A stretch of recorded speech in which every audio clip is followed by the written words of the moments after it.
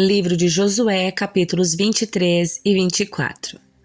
Muito tempo se passou depois de o Senhor ter concedido a Israel descanso de todos os seus inimigos. Josué, agora bastante idoso, convocou todo Israel com seus líderes, chefes, juízes e oficiais e disse: Já estou bem idoso. Vocês viram tudo que o Senhor seu Deus fez por vocês. O Senhor seu Deus lutou em seu favor contra seus inimigos. Eu reparti entre vocês como herança toda a terra das nações que ainda não foram conquistadas, bem como a terra das nações que já derrotamos desde o Rio Jordão até o Mar Mediterrâneo a oeste. Essa terra será de vocês, pois o Senhor seu Deus expulsará de diante de vocês os povos que habitam ali. Vocês tomarão posse da terra deles, conforme o Senhor seu Deus lhes prometeu. Por isso, esforcem-se ao máximo para cumprir cuidadosamente tudo o que Moisés escreveu no livro da lei. Não se desviem dele nem para um lado nem para o outro. Não se misturem com os povos que ainda restam na terra. Nem sequer mencionem o nome dos deuses deles e muito menos jurem por eles. Não sirvam nem adorem esses deuses, mas apeguem-se firmemente ao Senhor seu Deus como fizeram até hoje. Pois o Senhor expulsou de diante de vocês grandes e poderosas nações, e até hoje ninguém conseguiu lhes resistir. Cada um de vocês fará fugir 1000 homens do inimigo, porque o Senhor seu Deus luta por vocês conforme prometeu. Portanto, dediquem-se com empenho a amar o Senhor seu Deus. Mas se vocês desviarem dele e se apegarem aos costumes dos sobreviventes das nações que ainda restam no meio de vocês, e se casarem com eles e eles com vocês, saibam com certeza que o Senhor seu Deus não expulsará essas nações diante de vocês. Ao contrário, elas serão isca e armadilha para vocês, chicote em suas costas e espinhos em seus olhos, e vocês desaparecerão para sempre dessa boa terra que o Senhor seu Deus lhes deu. Em breve morrerei e irei pelo caminho de toda a terra. Vocês sabem de todo o coração que todas as boas promessas do Senhor seu Deus se cumpriram. Nenhuma delas falhou. Mas assim como o Senhor seu Deus lhes deu essas coisas boas que lhes prometeu, também fará vir calamidade sobre vocês se lhes desobedecerem. O Senhor seu Deus os eliminará completamente dessa boa terra que lhes deu. Se vocês quebrarem a aliança do Senhor seu Deus, servindo ou adorando outros deuses, a ira do Senhor arderá contra vocês e desaparecerão rapidamente da boa terra que lhes deu. Então Josué reuniu todas as tribos de Israel em Siquém. Convocou também os líderes, os chefes, os juízes e os oficiais de Israel, e todos vieram e se apresentaram diante de Deus. Josué disse a todo o povo: Assim diz o Senhor, o Deus de Israel. Muito tempo atrás, seus antepassados, incluindo Terá, pai de Abraão e de Naor, viviam além do rio Eufrates e serviam outros deuses. Mas eu tirei seu antepassado Abraão da terra além do Eufrates e o conduzi à terra de Canaã. Dei-lhe muitos descendentes por meio do seu filho Isaque. A Isaque dei Jacó e Esaú. A Esaú dei os montes de Seir como propriedade, mas Jacó e seus filhos desceram para o Egito. Então enviei Moisés e Arão e lancei pragas terríveis sobre o Egito, depois tirei vocês de lá. Quando tirei seus antepassados do Egito e eles chegaram ao Mar Vermelho, os egípcios os perseguiram com carros de guerra e cavaleiros. Seus antepassados clamaram ao Senhor e eu coloquei escuridão entre os israelitas e os egípcios. Fiz o mar desabar sobre eles e os afoguei. Vocês viram com os próprios olhos o que eu fiz contra os egípcios. Depois vocês viveram muitos anos no deserto. Por fim, eu os trouxe à terra dos amorreus a leste do Jordão. Os amorreus lutaram contra vocês, mas eu os destruí diante de vocês. Eu os entreguei em suas mãos e vocês tomaram posse da terra deles. Então Balaque, rei de Moabe, filho de Zippor, declarou guerra contra Israel. Mandou chamar Balaão, filho de Beor, para amaldiçoá-los. Mas eu não dei ouvidos a Balaão. Em vez disso, fiz que ele os abençoasse e desse modo os livrei de Balaque. Quando vocês atravessaram o Jordão e chegaram a Jericó, os habitantes de Jericó lutaram contra vocês como fizeram os amorreus, os ferezeus, os cananeus, os hititas, os girgazeus, os heveus e os jebuseus. Mas eu os entreguei nas mãos de vocês. Enviei terror adiante de vocês para expulsar os 2 reis dos amorreus. Não foram espadas nem arcos que lhes deram vitória. Eu lhes dei uma terra que vocês não cultivaram e cidades que não construíram, as cidades onde agora habitam. Eu lhes dei vinhedos e olivais para alimentá-los, embora vocês não os tenham plantado. Portanto, temam o Senhor e sirvam-no de todo o coração. Lancem fora os ídolos que os seus antepassados serviam quando viviam além do Eufrates e no Egito. Sirvam somente ao Senhor. Mas se vocês se recusarem a servir ao Senhor, escolham hoje a quem servirão. Escolherão servir os deuses aos quais seus antepassados serviram além do Eufrates, ou o Deus dos amorreus em cuja terra vocês habitam? Quanto a mim, eu e minha família serviremos ao Senhor. O povo respondeu: jamais abandonaríamos o Senhor para servir outros deuses, pois foi o Senhor nosso Deus que nos libertou e a nossos antepassados da escravidão na terra do Egito. Ele realizou grandes milagres diante dos nossos olhos enquanto andávamos pelo deserto cercados de inimigos. Ele nos protegeu.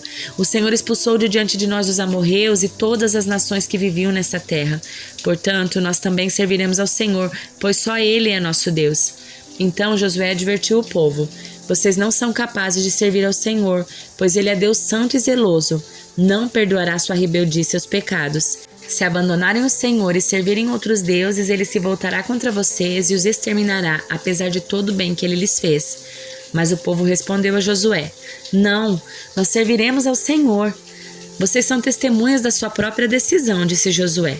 Escolheram servir ao Senhor. Sim, responderam eles. Somos testemunhas daquilo que dissemos.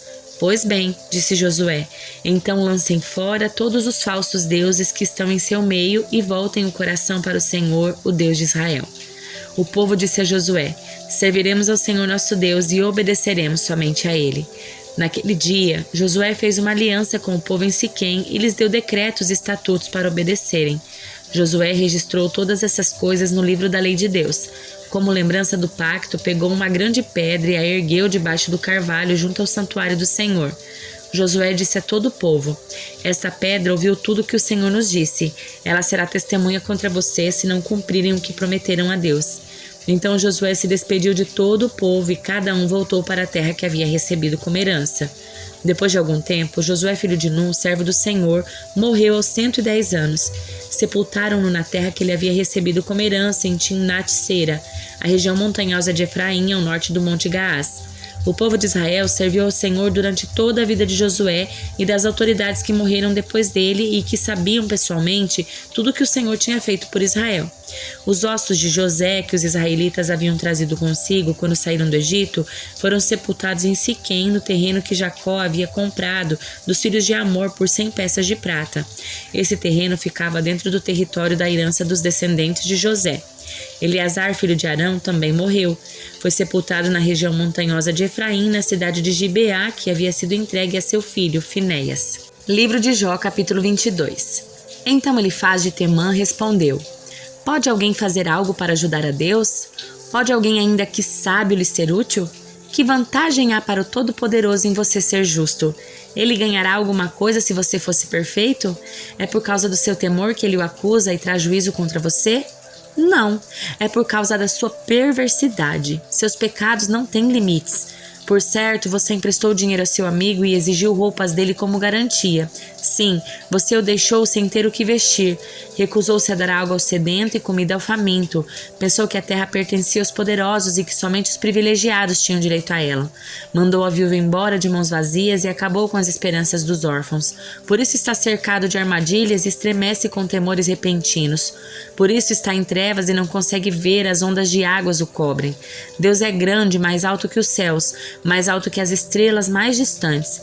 Você, porém, responde: por isso Deus não vê o que faço. Como pode julgar através das densas escuridões? Nuvens espessas se movem ao seu redor e ele não pode nos ver. Está lá no alto, caminhando pela abóbada do céu. Você continuará nos velhos caminhos nos quais sempre andaram os perversos? Eles foram levados em tenra idade. Os alicerces da sua vida foram arrastados pela correnteza, pois disseram a Deus: deixa-nos em paz. O que o Todo-Poderoso pode fazer conosco? E, no entanto, foi ele que lhes encheu o lar de coisas boas. Por isso quero distância desse modo de pensar. Os justos se alegrarão ao ver a destruição dos perversos, e com desprezo os inocentes zombarão deles. Dirão: vejam, nossos inimigos foram destruídos e suas riquezas consumidas pelo fogo. Sujeite-se a Deus e terá paz. Então as coisas lhe irão bem. Ouça as instruções de Deus e guarde-as no coração. Se voltar para o Todo-Poderoso, será restaurado. Portanto, coloque sua vida em ordem. Se abrir mão da sua cobiça por dinheiro e lançar no rio seu ouro precioso, o Todo-Poderoso será seu tesouro. Ele será sua prata de grande valor. Então você se alegrará no Todo-Poderoso e levantará os olhos para ele. Orará a Deus e ele o ouvirá, e você cumprirá seus votos. Será bem-sucedido em tudo o que decidir fazer, e a luz brilhará em seu caminho. Se outros estiverem em dificuldade e você disser, ajuda-os, Deus os salvará. Até mesmo pecadores serão resgatados. Sim, serão resgatados porque você tem mãos puras. Livro de Atos, capítulo 17. Então Paulo e Silas passaram pelas cidades de Anfípolis e Apolônia e chegaram a Tessalônica, onde havia uma sinagoga judaica. Como era seu costume, Paulo foi à sinagoga e durante 3 sábados seguidos discutiu as escrituras com o povo. Explicou as profecias e provou que era necessário Cristo sofrer e ressuscitar dos mortos.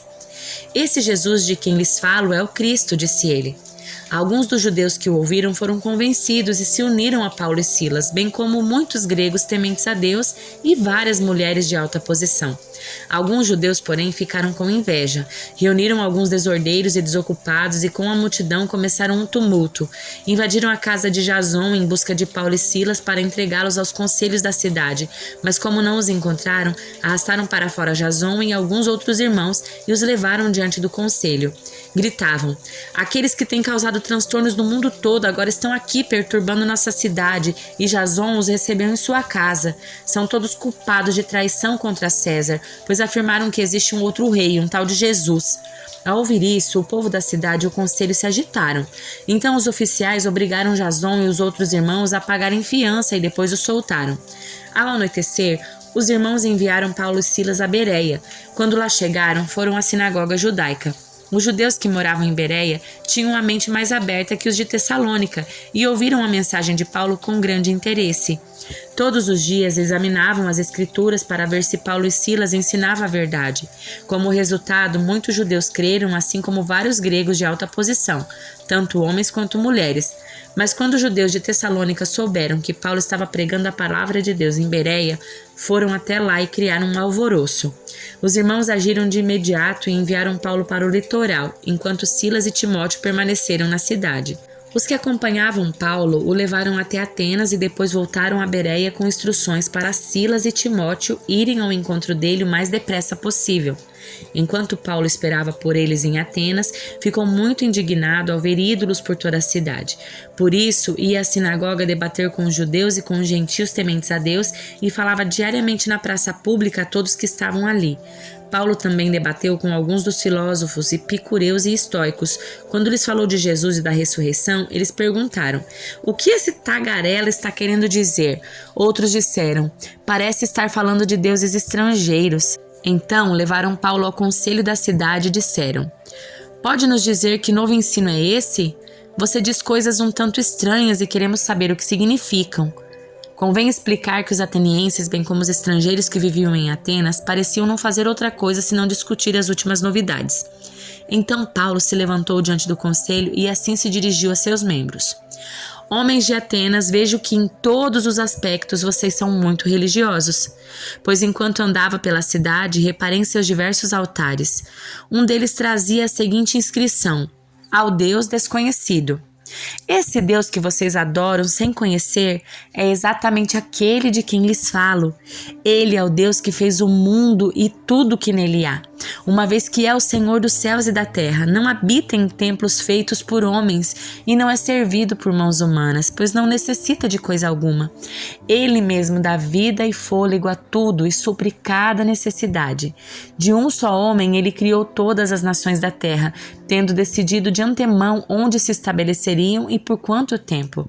Seu propósito era que as nações buscassem a Deus e, tateando talvez, viessem a encontrá-lo, embora ele não esteja longe de nenhum de nós, pois nele vivemos, nos movemos e existimos, como disseram alguns dos seus próprios poetas. Somos descendência dele. E por ser isso verdade, não devemos imaginar Deus como um ídolo de ouro, prata ou pedra projetado por artesãos. No passado, Deus não levou em conta a ignorância das pessoas acerca dessas coisas, mas agora Ele ordena que todos, em todo lugar, se arrependam, pois Ele estabeleceu um dia para julgar o mundo com justiça por meio do homem que Ele designou e mostrou a todos quem é esse homem ao ressuscitá-lo dos mortos. Quando ouviram Paulo falar da ressurreição dos mortos, alguns riram com desprezo. Outros, porém, disseram: queremos ouvir mais sobre isso em outra ocasião. Então Paulo se retirou do conselho, mas alguns se juntaram a ele e creram. Entre eles estava Dionísio, membro do conselho, uma mulher chamada Damares e alguns outros.